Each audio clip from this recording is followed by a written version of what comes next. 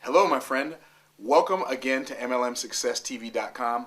I've got a great video training for you. This is part one of a talk that I did at the More Heart Than Talent Conference in Dallas, Texas in January of 2007. I'm teaching on automatic success. This is automatic success part one, and then you'll be able to find also on this same channel automatic success part two.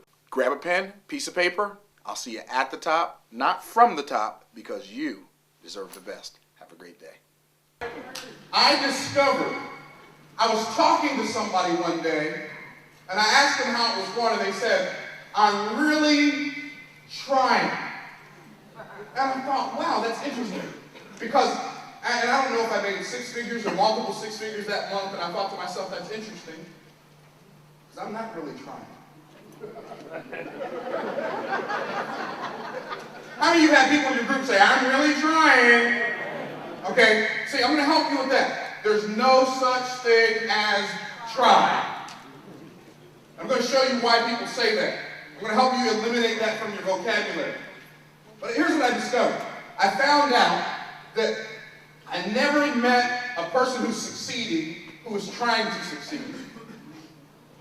And I never met a person who was failing who was trying to fail. So I came to the conclusion that success and failure must both of those must be, what's the word? Automatic. Automatic. And many of you in this room today, you've been working really, really hard. You've been trying really, really hard. You've been struggling really, really hard, and it's not happening. And I'm going to show you today, maybe for the first time in your life, why it's not happening. If you're ready, let me hear you say, I'm ready. I'm ready. Excellent. Thank you. I found out that in life is like a mountain. Life's like a what? Mountain. At the base of the mountain, on one side, we find failure. We find what? Failure. On the other side, we find success. What do we find? Success. Which side of the mountain do we want to be on, people? Success. Which side? Success. Which side? Success. We want to be on the success side of the mountain. How many of you want to be on the success side? Say I do. Yeah. My question is, if you are not there, why not? I know why not. When I get done today, you'll know why not. Will you be man enough? Yeah. Woman enough. Oh, I'm not done yet. Oh, I might be crazy, but I ain't stupid. I ain't going to get the sisters out.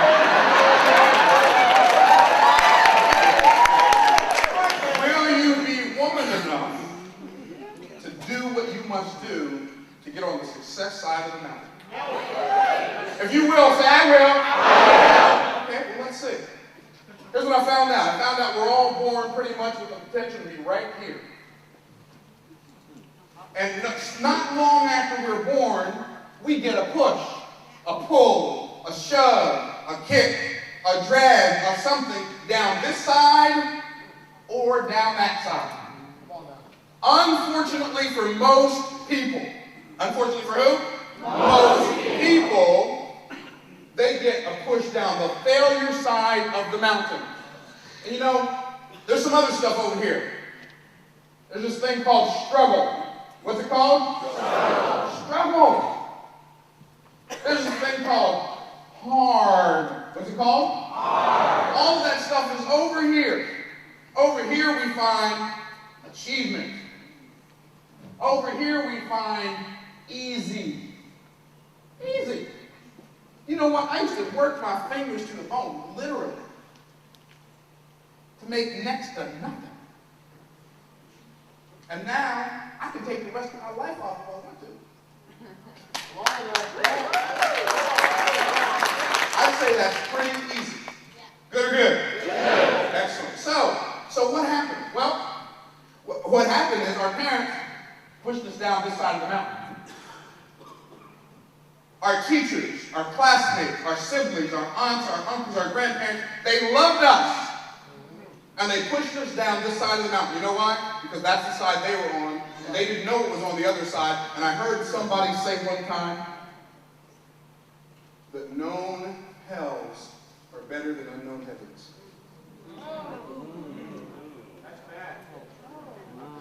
And so what people do is, if it's unfamiliar, they'd rather stay comfortably uncomfortable than to be uncomfortable for a little while so they can be comfortable for the rest of their lives. Good or good? Good. So, here's how they push us down the side of the mountain. When you're a little kid, you do something that your parents didn't want you to do, they'll say, why can't you be more like your brother? Okay, some of y'all have brother syndrome. Why can't you be more like your? And here's what they're really saying when they tell you that. They're saying who you are is not enough. So before you ever get a chance to be you, and you are the only person you can be well. Come on. You are the only person, if you're not you, you're automatically a fake. Right, that's true. So you go to school, and you're a kinesthetic learner. And you have to do something to learn something. But you have an auditory teacher who starts talking. And they promulgate their esoteric cogitations and articulate their superficial sentimentalities with a makeup of philosophical and psychological observation and beware of platitudes and ponderosity. And let their extemporaneous verbal evaporations demonstrate clarify concisely the compact comprehensiveness of no previous rule teacher of Jew bafflement. And before you know it, the teacher sounds like this. Wah, wah, wah, wah, wah, wah, wah. How many had that experience? I did. And here's the amazing part about it. You start sitting there doing, can I sharpen my pencil? You sharpen one pencil. And then you sharpen another pencil. And on your way back, you throw a kid's notebook on the floor, pull a girl's hair, and then you sit down, and the teacher says, why can't you sit still and learn like everybody else? And what they're saying is, who you are is not enough.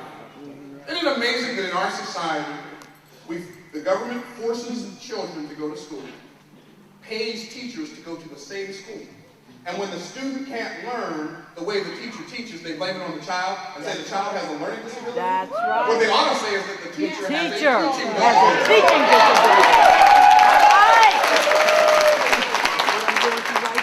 So what happens is teachers, parents, then you go to college, it gets worse, then you go to get a job.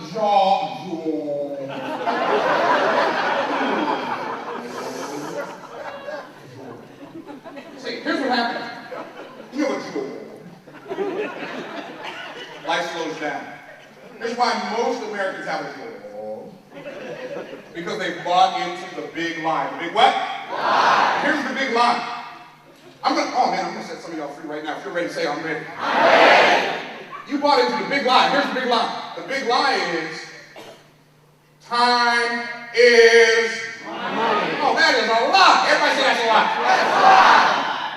That's a lie. That is a lie. Time is not money. Time is time, and money is money. And I'll prove it to you. If you run out of money, how many of y'all have ever run out of money before? Did you get more money after you ran out? Okay, guess what? If you run out of time, and I trust me, don't even try. But if you run out of time, it's over. Time is not money. But if you go through life believing that time is money, then what will happen to you is you'll end up selling a whole bunch of your time. A whole bunch of what? Time. For a little bit of your employer's money. But if you don't buy, and see, your employer knows that time is not money. That's why they're willing to give you a little bit of their money for a whole bunch of your time. Your employer knows how valuable your time is. That's why they pay you to be there so they don't have to be there. Come on. How many got it? Say, I got it.